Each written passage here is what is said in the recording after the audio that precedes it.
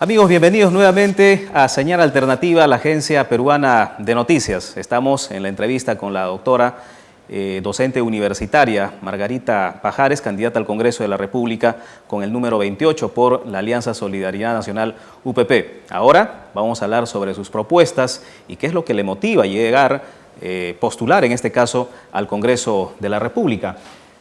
En este caso, usted es docente universitaria. Me imagino que sus principales propuestas están orientadas al sector educación. Así es. ¿Cuáles son? Bien, una primera propuesta para mí muy importante está relacionada con lograr la universidad macrorregional. Es decir, una universidad que esté integrada en una alianza por universidad estatal, universidad privada, universidad extranjera y el ente privado. De tal manera de lograr ese profesional idóneo, ¿no?, que al egresar permita lograr justamente el cambio que el país requiere y necesita, pero además que el Estado le dé las becas y las oportunidades, no solamente a los estudiantes de pregrado, sino también a los docentes universitarios que en este caso también requieren de una capacitación y actualización acorde con el siglo XXI. En ese sentido es importante ver otros casos importantes que nosotros tenemos alrededor nuestro en otros países, como que nos sirvan de ejemplo. En ese sentido también considero importantísimo la reivindicación del maestro, del magisterio nacional y del maestro universitario, ¿no es cierto?, en cuanto a ser considerado en su trayectoria profesional y además en términos de la homologación que debe ser justa como le corresponde. Y una mirada a una ley 26-27-1, ¿no?, con relación al pasaje universitario. Porque ¿qué encontramos nosotros? Encontramos, por ejemplo, que el estudiante solo tiene derecho de lunes a sábado, y el domingo, por ejemplo, y un horario que es muy corto. Nuestros alumnos, por ejemplo, de San Marcos salen 10 de la noche, 10 y media de la noche, inclusive imposible que van a llegar en una hora a sus casas. Por lo tanto, tiene que ser una mirada también en ese sentido, ¿no?, de acuerdo a las necesidades y al derecho que le corresponde a ese joven estudiante. Y la otra propuesta que yo tengo es con relación a la meritocracia en el Congreso. Entonces, yo como profesora digo, yo profesora evalúo, me evalúan mis alumnos también. Pero y mi institución también me evalúa, por lo tanto soy profesora principal, ¿no?, en la Universidad Peruana en general. Pero ¿quién evalúa a los congresistas? Entonces los congresistas también deben ser evaluados en términos de su performance, su trayectoria, en términos de las asistencias a los plenos, las asistencias a los eventos que tienen y también el tipo de leyes que presentan. Eso es sumamente importante, para lo cual propongo un equipo multidisciplinario, donde habrán, se entiende, importantes representaciones del Colegio de Abogados, de la prensa escrita, de la Universidad Peruana, Ministerio de Educación y otros entes que permitan una fiscalización, ¿no es así?, de la performance legislativa de cada uno de ellos. Sobre la ley universitaria, ¿de acuerdo, en desacuerdo? ¿Hay que hacerle algunos reajustes? Bien, yo estoy de acuerdo con los cambios, definitivamente con los cambios. Pero esta ley 30-22-0, que reemplaza la anterior 23-733, es una ley que necesariamente tiene que ser revisada, tiene que ser evaluada, tiene que corregirse.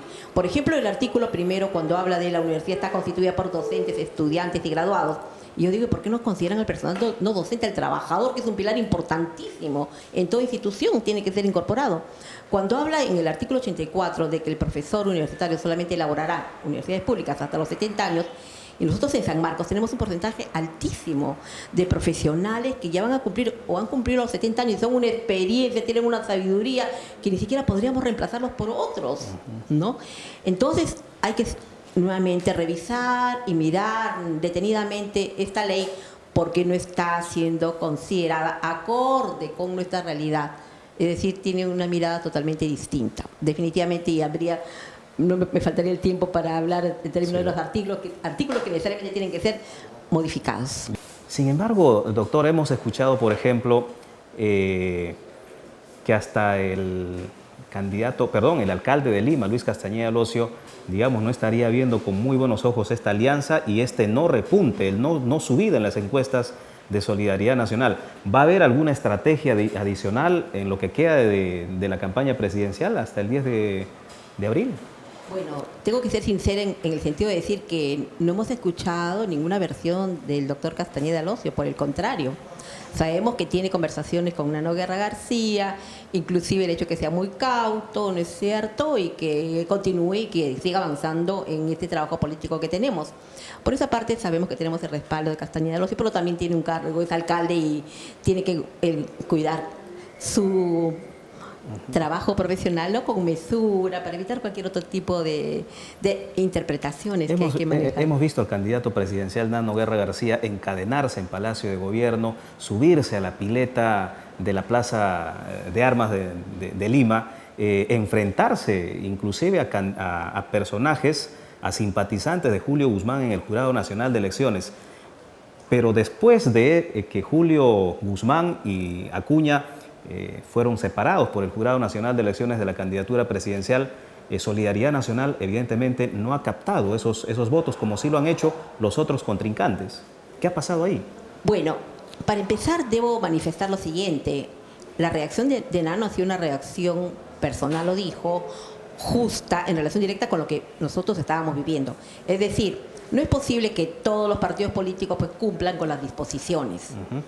Y que un partido político no las cumpla. Es como que decimos, vamos a una maratón, ¿no es cierto? Todos saben, los que tienen que participar, las reglas o disposiciones, todos.